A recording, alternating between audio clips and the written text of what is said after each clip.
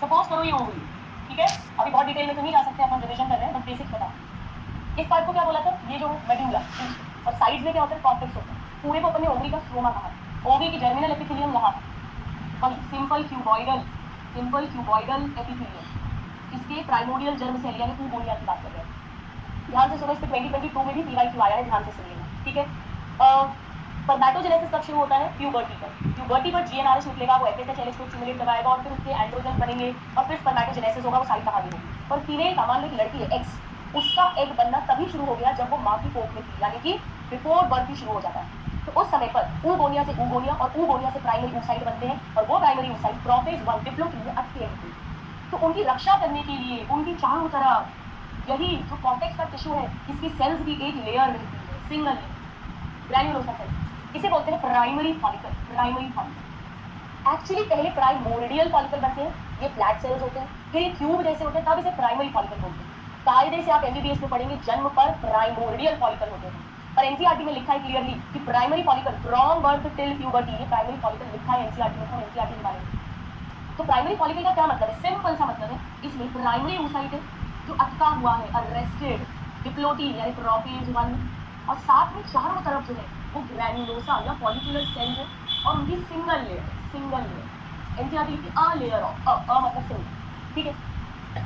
Yes, मेरे lecture E2 में because of E2 PW का मर्जर हो गया है, so now we all are part of PW, ठीक है। चल, अब होता क्या है, जब प्यूबर्टी आती है, तो प्यूबर्टी पर FSH निकलेगा, पहले वही GnRH निकलेगा हाइपोथैलेमस से, वो FSH, देखो FSH का नाम है फॉलिकल स्टिमुलेटिंग हार्मोन FSH, तो ये स्टिमुलेट करेगा, कैसे स्टिमुलेट करेगा, ये तो अभी भी वही है, सेम अटका हुआ सेम, पर ये जो ग्रैन्युलोसा सेल्स है ना डियर स्टूडेंट, ये बहुत सारे मल्टी लेयर्ड बन जाएंगे, मल्टी लेयर, और इनके चारों तरफ एक कनेक्टिव टिश्यू की कवरिंग भी बन जाती है, कवरिंग को हमेशा ठीका बोलते हैं, और ये ग्रैन्युलोसा सेल्स मल्टी लेयर्ड, कुछ सेम है, अभी भी प्राइमरी oocyte है डिप्लोक्लिन में अटका हुआ, इसे सेकेंडरी फॉलिकल, तो हर महीने 8-10 सेकेंडरी फॉलिकल्स बनना शुरू होते हैं। अच्छा, एक चीज और लिखी हुई है कि प्यूबर्टी पर प्राइमरी फॉलिकल 60,000 से 80,000 होते हैं पर ओवरी एट प्यूबर्टी, बाकी बढ़ते जा रहे हैं फॉलिकुलर एट्रेजिया, अभी ज़्यादा डिटेल में नहीं जाऊंगी, ठीक है। अब और डेवलपमेंट होगा इसी साइकिल में, और FSH निकल रहा है, तो ये FSH जब इसका और डेवलपमेंट कराएगा तो इसमें छोटी सी कैविटी बनती है जिसे एंट्रम बोलते हैं, अभी भी ये प्राइमरी oocyte अटका हुआ है, और ये सारी ग्रैन्युलोसा सेल्स तो है ही ढेर सारी मल्टी लेयर। और अब क्या होता है स्टूडेंट्स, ई का भी दो पार्ट्स होंगे, ई का इंटरना एंड ई का एक्सटर्ना, इसे टर्शरी फॉलिकल है, ये बहुत इंपॉर्टेंट कंसेप्ट आपको रिवाइज करा रही हूं स्टूडेंट्स, कोई कंसंट्रेशन से सुनिएगा, बिल्कुल फ्री है। अब यहाँ पे ई का इंटरना एंड एक्सटर्ना हो गया, एक्सटर्ना एंड इंटरना, तो सेकेंडरी प्राइमरी फॉलिकल में थीका है ही नहीं, सेकेंडरी फॉलिकल में केवल थीका है, टर्शरी फॉलिकल में theca interna and theca externa, ठीक है। और ये एंट्रम का दिखना मतलब टर्शरी फॉलिकल ही कहोगे आप, टाटा से याद रख सकते हो, टाटा। जैसे ही ये टर्शरी फॉलिकल बना, अब ये अपना मियोसिस 1 कंप्लीट करेगा, यानी अब ये सेकेंडरी oocyte बन जाएगा और छोटी सी पोलर बॉडी बन जाएगी, फर्स्ट पोलर बॉडी, और ये सेकेंडरी oocyte मियोसिस 2 भी शुरू कर देगा, पर मेटाफेज में आके अटक जाएगा। यानी टर्शरी फॉलिकल के अंदर हमें क्या दिख रहा है, हमें सेकेंडरी oocyte दिख रहा है जो मेटाफेज में अटका हुआ है, मेटाफेज 2 में अटका हुआ है। तो कितना आसान है याद रखना, secondary oocyte tertiary follicle, secondary oocyte tertiary follicle, secondary oocyte tertiary follicle. अब जब ये और ग्रो करेगा तो ये मैच्योर यानी ग्राफियन, साइंटिस्ट के नाम पर है, ये ग्राफियन फॉलिकल में कन्वर्ट हो जाएगा। ये सब कुछ FSH करवा रहा है, कब FSH करवा रहा है, एंटीरियर पिट्यूटरी से आ रहा है, तभी तो इसको हार्मोन बोलते हैं, बन रहा है एंटीरियर पिट्यूटरी, ब्रेन के पास देखो, और ब्लड से जाकर सीधे ओवी पे काम कर रहा है। और अब यहाँ पे हमारी प्यारी LH अंकल आई है, लोकोमोशनल मूवमेंट में कैल्शियम अंकल थे, जिन्होंने लव मैरिज करवाई थी, मैंने बताया था, लड़की घर से भगवाई थी, यहाँ पर ये LH अंकल है। सडनली LH हाई होगा, अभी भी हाई हो रहा था, धीरे मतलब सडनली हाई होगा, और जैसे ही हाई होगा ये ग्राफियन फॉलिकल रप्चर होगा, और ग्राफियन फॉलिकल रप्चर होगा तो लड़की घर से भाग जाएगी, अकेली नहीं भागेगी, अपनी सहेलियों के साथ भागेगी। आ जाओ देखें, ये तो है अपनी लड़की, यानी सेकेंडरी oocyte अभी भी अटका, झटका नहीं अटका, कहाँ अटका, मेटाफेज 2 में अटका।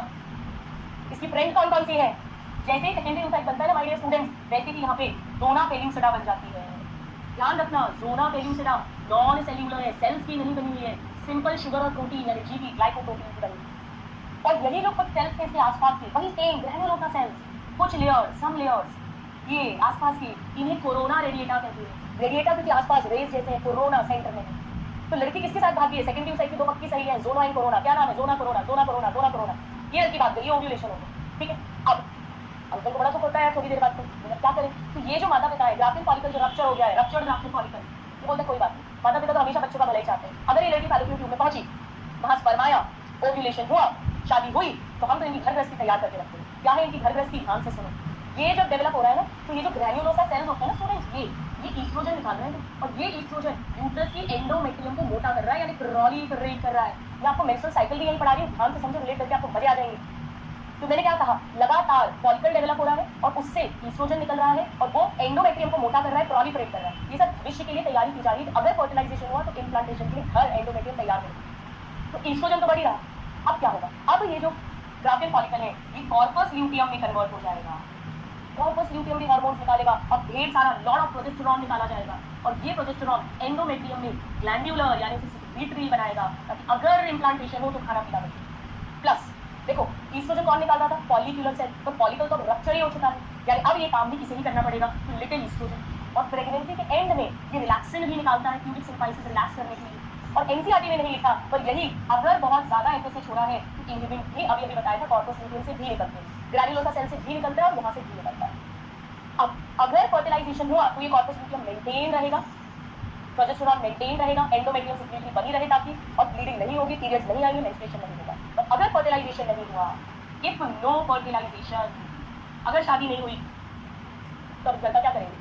तो अब ये डीजेनरेट हो जाएगा। तब हम इसे बोलते हैं कॉर्पस एल्बिकल, एल्बिनोस यानी एल्बिकल। ये वाइट बॉडी होती है, ये एंडोक्राइनल है, हार्मोनल है, ये एंडोक्राइनल यानी हार्मोन्स बना रहा है, ये अब कुछ भी नहीं बनाएगा, नॉन एंडोक्राइनल। और जैसे ही प्रोजेस्टेरॉन डाउन होगा, ईस्ट्रोजन भी डाउन होगा, पर प्रोजेस्टेरॉन मेजरली डाउन होगा, एंडोमेट्रियम झड़ेगी और मेंस्ट्रुएशन होगा। तो देखिए, एंटीरियर पिट्यूटरी के हार्मोन ओवरी पे काम कर रहे हैं, एफएसएच और एलएच, और ओवरी के हार्मोन ईस्ट्रोजन और प्रोजेस्टेरॉन यूट्रस पे काम कर रहे हैं। आया मजे? आया मजे? तो एंटीरियर पिट्यूटरी के हार्मोन ओवरी पे काम कर रहे हैं, एफएसएच एलएच, फॉलिकल की ग्रोथ, फॉलिकल का रप्चर, ओव्यूलेशन करवाना, कॉर्पस ल्यूटियम बनाना, मेंटेन करना, ये सब एलएच करेगा। एलएच अंकल जो है ये पूरे बात हो ही नहीं अपनी, इन्होंने ओव्यूलेशन भी करवाया, इन्होंने कॉर्पस ल्यूटियम का फॉर्मेशन भी करवाया, और ये कॉर्पस ल्यूटियम को मेंटेन भी करेगा। और ओवरी का हार्मोन ईस्ट्रोजन एंडोमेट्रियम को प्रोलिफरेट करेगा और प्रोजेस्टेरॉन एंडोमेट्रियम को सेक्रेट भी करेगा। ठीक है, डन? इतना क्लियर हो गया?